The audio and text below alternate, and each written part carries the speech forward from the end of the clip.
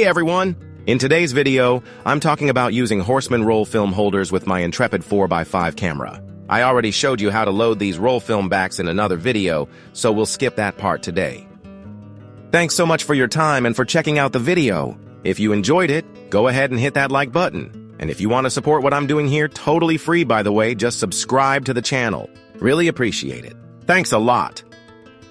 Personally, I really like shooting with 6x9 or 6x12 roll film holders, mainly because 120 film is way more affordable than large format sheet film. And since photography is just a hobby for me, that negative size is more than enough. Especially with 6x9, I've never had any issues using rise and fall movements. My lenses still cover the image circle just fine. But here's the thing. Whenever I use my Horseman roll film holders, I always get this uneasy feeling.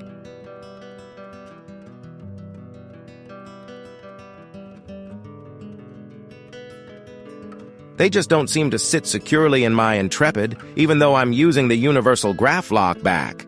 There's a little bit of wiggle, and every time I shoot, I'm low-key worried about light leaks or film plane shifts that could mess with sharpness. Am I the only one dealing with this? Let me know in the comments if you've had a similar experience.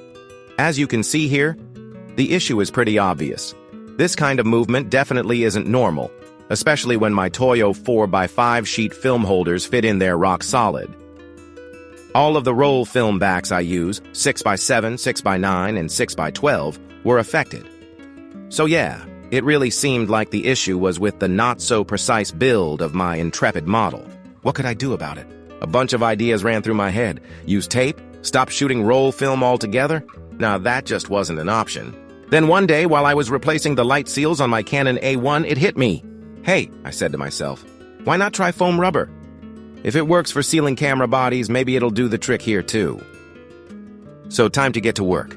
I measured the width and length of the Graflok adapter, along with the thickness of foam rubber I'd need. Then I picked out the right foam sheet, cut it to size, or used some pre-cut pieces I already had lying around. As many of you probably know, Graflok is a standard for large format camera backs. It lets you swap out different backs, like for roll film or instant film. Super handy. I went with self-adhesive foam rubber and stuck it onto one side of the Graflok adapter. Simple as that. After I'd modified all my roll film backs with the Graflok adapter, it was time to check if everything fit nice and snug. And guess what? It worked perfectly. As you can see here, my 6x12 adapter now sits firmly and securely in the back of the Intrepid. No more wobbling, no more light leaks, just solid, reliable fit. Same thing with my other two Horseman backs. They now fit perfectly too. Nice and tight, just the way they should. After a few tries, I found a method that works well for mounting it. I tilt the side with the foam into the adapter first, then press the other side down toward the camera. That way, the foam doesn't get crushed too much and holds up better over time.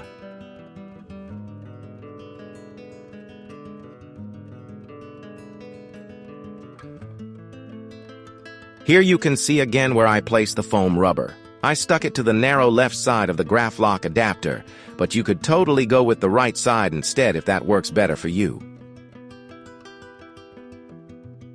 Thanks to this new stability, no more wobbling, no light leaks, and no more shifting focus plane shooting with the Intrepid has become way more fun.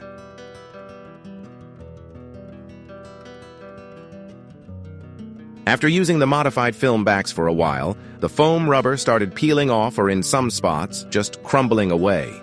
Bummer. But then I remembered I had some metal tape down in the basement. Why not give that a try?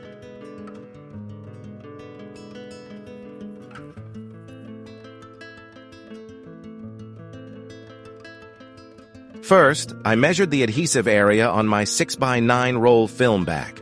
I wanted to avoid covering the parts that are clamped down by the Intrepid's locking arms. Then I cut 3 pieces of metal tape and carefully stuck them in place. And now came the big moment. Would this new fix work? Would the roll film back sit tightly and securely on the Intrepid? When mounting the film back, I always make sure to press the side with the self-adhesive metal tape against the camera first. Then I push the other side into the locking mechanism. I'm hoping this way the metal tape holds up longer and doesn't start peeling off too soon. Here you can clearly see that I left the area where the locking clips hold the back completely uncovered, no metal tape there. And it works. Solid and secure. Fantastic. And if the adhesive ever gives out and the metal tape starts to come loose, I'll just switch to some 2-part epoxy glue. That should definitely do the trick. To remove the film back, I press the side with the metal tape firmly against the camera body first, then lift out the other side. That way, I avoid putting too much stress on the tape side, hopefully making it last longer. If you found this helpful or just love nerding out over camera mods like I do, give the video a thumbs up and consider subscribing. Got questions or your own fix-it tricks? Drop them in the comments. I'd love to hear from you. Thanks for watching, and happy shooting!